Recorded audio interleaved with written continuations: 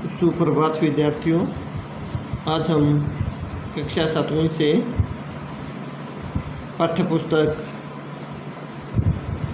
महाभारत कथा से पाठ 19 मायावी सरोवर। सरोवर होता तालाब, मायावी माया रचने वाला।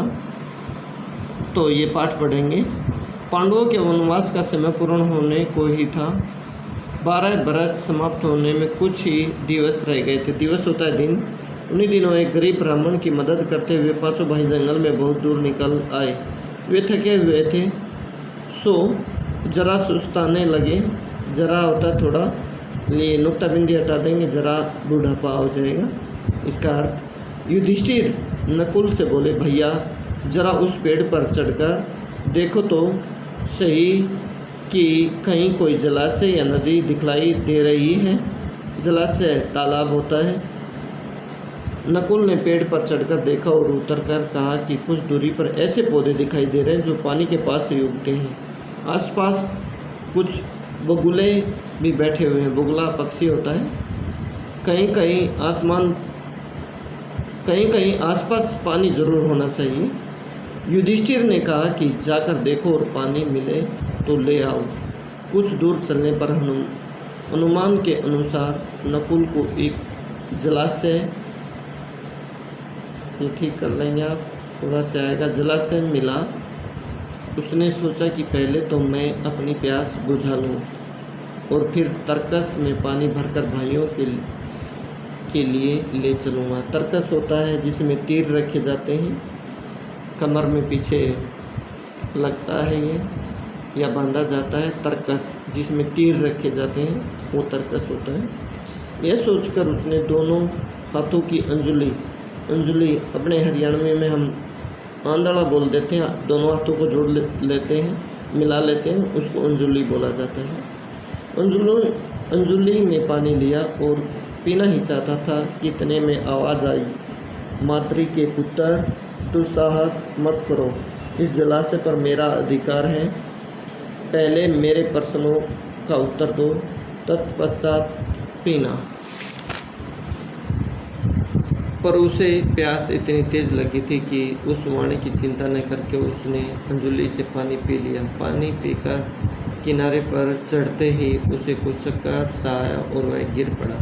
बहुत देर तक नकुल के न लौटने पर युधिष्ठिर चिंतित हो गए और उन्होंने सहदेव को भेजा। सहदेव जलाशय के समीप पहुंचा तो नकुल को भूमि पर पड़ा हुआ पाया, पर उसे भी प्यास इतनी तेज़ लगी थी कि वह कुछ ज़्यादा सोच न सका। वह पानी पीने को ही था कि पहले जैसी वाणी उसे भी सुनाई दी। उसने वाणी की चेतावनी पर ध्यान न देते हुए पानी पी लिया और किनारे पर चढ़ते चढ़ते वह बेहोश होकर नकुल के समीप ही गिर पड़ा। जब सहदेव भी बहुत देर तक नहीं लौटा तो युधिष्ठिर घबराकर अर्जुन से बोले, जाकर देखो तो उनके साथ कोई अनहोनी तो नहीं हो गई। अर्जुन बहुत तेज़ी से चला। तालाब के किनारे पर दोनों भाइयों को उसने मृत पड़े हुए देखा तो वह चौंक उठा।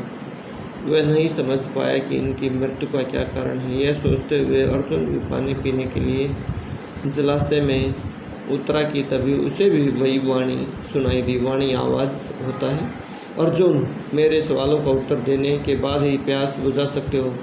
यह तालाब मेरा है। यदि मेरा कहा नहीं मानोगे तो तुम्हारी भी वही दशा होगी।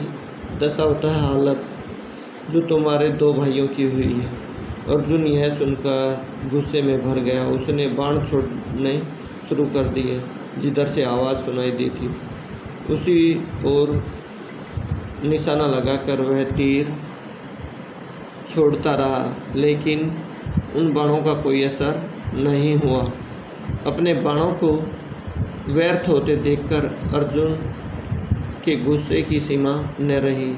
क्रोधित हो गया। उसने सोचा पहले अपनी प्यास तो बुझा ही लो, फिर लड़ लिया जाएगा। यह सोचकर अर्जुन ने जलाशय में उतरकर पानी पी लिया और किनारे आते आते वह भी बेहोश होकर गिर पड़ा।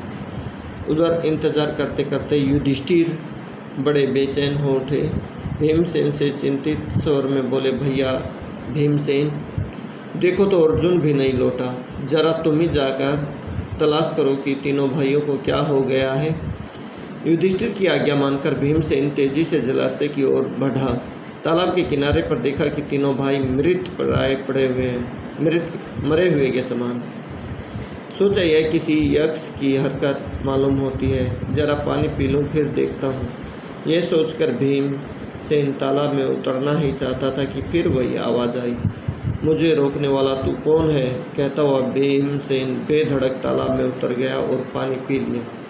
पानी पीते ही अपने भाइयों की तरह वह भी वहीं अचेत हो गया। अचेत होता है चेतना न होना, चेत का विलोम अचेत हो जाएगा, अचेत बेहोश के लिए होता है। उधर युधिष्ठिर अकेले बैठे घबराने लगे और सोचने लगे कि बड़े आश्चर्य की बात है कि कोई भी अब तक नहीं लौटा। आखिर भाइयों को हो क्या गया? क्या कारण है अभी तक वे लौटे नहीं? जल की खोज में वे जंगल में इधर उधर भटक तो नहीं गए? मैं ही जाकर देखूं कि क्या बात है।